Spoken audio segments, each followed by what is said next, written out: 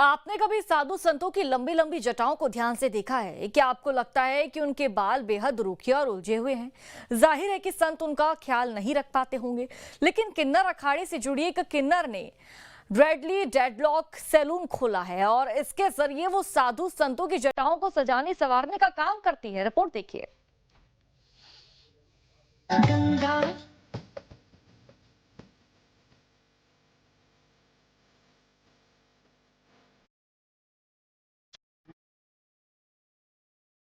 प्रयागराज में लगे महाकुंभ में देश और दुनिया से साधु संत जुटे और अधिकांश साधु सन्यासियों के सिर पर उनकी जटाएं शोभायमान होती रहीं, लेकिन लंबी लंबी जटाओं में उनके बाल आपस में इस तरह उलझे हुए दिखे जिसे सुलझाना बेहद कठिन काम हो या इसे नामुमकिन काम भी कहा जा सकता है। प्राचीन ग्रंथों और शास्त्रों में लंबी जटाओं के रखने का उल्लेख मिलता है, जिसे आध्यात्मिक ऊर्जा और तपस्या का प्रतीक माना जाता है। कहते हैं कि इसमें ब्रह्मांडीय ऊर्जा का प्रवाह होता है। शिव भक्तों के लिए भगवान शिव की जटाजूट यानी लंबी जटाओं का अनुसरण करना धार्मिक आस्था की ओर इशारा करता है। शिव की तरह साधु भी अपने बालों को जटाओं में रखते हैं। इन जटाओं को साफ करने के लिए साधु संत शैम्पू या साबुन का इस्तेमाल नहीं करते, बल्कि बालों में भभूत रगड़ते हैं।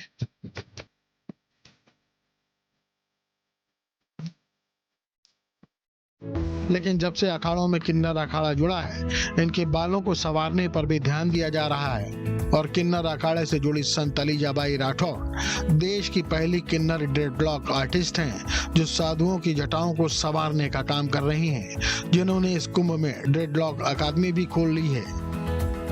में दुनिया का सबसे बड़ा सनातन मेला लगा हुआ है। ऐसे में यहाँ पर तमाम साधु संत पहुंच रहे हैं। कुछ साधु संतों की जटाएं जो है वो लोगों के बीच चर्चा का विषय बनी हुई है कि आखिर ये जटाएं इतनी बड़ी होती कैसे है, इनको बनाया कैसे जाता है। तो हम इन सभी सवालों से आपके पर्दा उठवाने वाले हैं, क्योंकि हमारे साथ भारत की पहली ट्रांसजेंडर जिन्होंने ड्रेडलॉक जो है वो डिजाइन किया है, जटाएं जो है वो बनाती है। तो आप देखिए किस तरीके से जटा जो है वो तैयार किया जाता है, किस तरीके से जटा को तैयार करने में कितना समय लगता है, जटाओं को तैयार किया जाता है, साधु संत कैसे इसको पहनते हैं। क्योंकि जब बात करें तो सनातन धर्म में जटा जो है वो अपने आप एक खास अहम रखती है। भगवान शंकर की जटा को लेकर के भगवान शंकर से जोड़ा जाता है और साधु संतों की पहचान भी इस जटा होती है। हमारे साथ एलिजाबाई जी है, जिन्होंने सबसे पहले भारत में इसकी शुरुआत की है और इसको डिजाइन करती है। और इनके पास साधु संत जो है तमाम लोग जो जटा लगवाना चाहते हैं वो भी आते हैं। फिर कैसे डिजाइन होती है, क्योंकि लोगों को सवाल उठता है कि जगह इतनी बड़ी बड़ी कैसे होती है, किसी 7 फीट की, किसी की 8 फीट की, कैसे बनती है।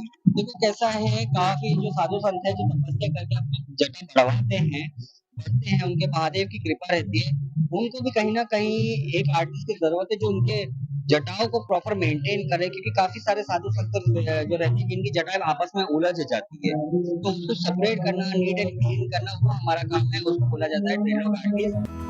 जौनपुर की मूल निवासी एलिजा की पैदाइश मुंबई में हुई थी। कंप्यूटर सॉफ्टवेयर में उच्च शिक्षा लेकर एलिजा ने एक मल्टीनेशनल कंपनी में लाखों की सैलरी पर काम भी किया, लेकिन थर्ड जेंडर होने के कारण उन्हें भेदभाव का सामना करना पड़ा। एलिजा नौकरी छोड़ उज्जैन चली आई। किन्नर अखाड़े की महामंडलेश्वर डॉक्टर लक्ष्मी नारायण त्रिपाठी की शरण में उनसे दीक्षा ली, किन्नर अखाड़े की सदस्य बनी और साधुओं की जटाओं को संवारने में जुट गई। इंदौर में अकादमी की स्थापना करने के बाद प्रयागराज कुंभ में उन्होंने ड्रेडली ड्रेडलॉक सैलून खोला, जहां जटाओं को संवारने का काम किया जाता है। अलीजा के मुताबिक कुछ साधु संतों की जटाएं असली होती हैं, तो कुछ को एक्सटेंशन लगाना पड़ता है। ये बाल आपस में न उलझे, इसके लिए इसे गूथा जाता है। यही ड्रेडलॉक स्टाइल है। ये जो इतनी बड़ी साधु को जटाएं दिखने को मिलती है, तो क्या उनकी रियल में होती है या इस तरह के ही सारे लोग? देखो साधु संतों में तो मेजोरिटी में बोलना चाहूंगी कि ओरिजिनल जटा भी होती है और कहीं जो है एक्सटेंशन का हेम भी लेते हैं, तो वो उस हिसाब से जो रहता है। अब कुछ लोगों को जरूरत पड़ती है तो वो लगा लेते हैं, और जिनके बाल बड़े होते हैं वो लगा लेते हैं। ये जो लगाते हैं वो साधना को, महादेव को नजर में रखते हुए एक सिद्ध करके लगाते हैं। जो भी अगर लगाता है वो फैशन के तौर पे नहीं, धार्मिक तौर पे लगाता है। अलीजा मानती है कि किन्नरों की शारीरिक बनावट तो ईश्वर की देन है, उसमें भेदभाव क्यों किया जाए। अलीजा का जीवन उन सभी लोगों के लिए प्रेरणा है जो समाज में समानता और सम्मान की लड़ाई लड़ रहे हैं। वो अपनी अकादमी को देश के हर हिस्से में स्थापित करना चाहती हैं ताकि किन्नर समुदाय को सकारात्मक पहचान मिल सके।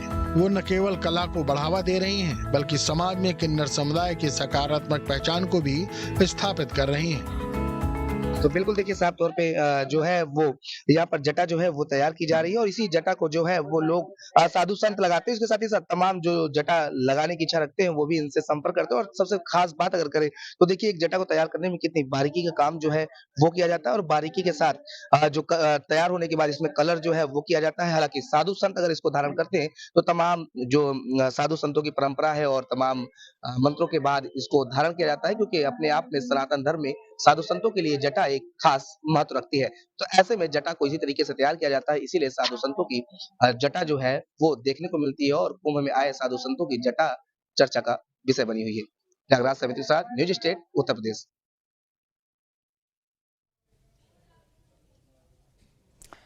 तो प्रधानमंत्री नरेंद्र मोदी बुधवार को प्रयागराज के दौरे पर थे। करीब 2 घंटे के इस दौरे